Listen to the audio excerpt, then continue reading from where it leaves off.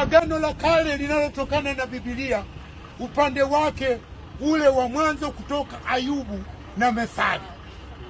Tunanena kwamba hapo mwanzo Mungu aliupenda ulimwengu hata akamtoa mwana wake pekee ili kila mtu amwaminie asipotee bali awe na uzima wa milele. Amen.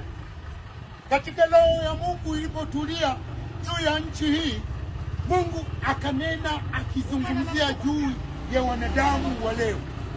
Kanisa la leo ni takatifu ambalo yeye Roho wa Mungu alitulia katika kutuumba sisi binadamu na wanyama waliomo.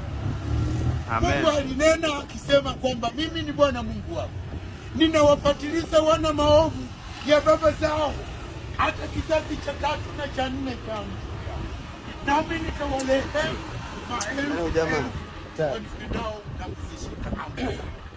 Amen.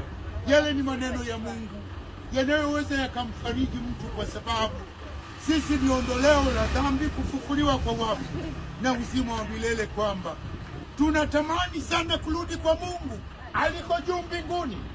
Tunatamani leo tujue kanisa la leo lilivyo, lakini tuna ujumbe mzuri kwamba tunampenda Mungu kwa sababu ya ondoleo la dhambi. Mimi ni mwenye dhambi hakika, lakini bado wapo watu wanaompenda Mungu kuliko mimi.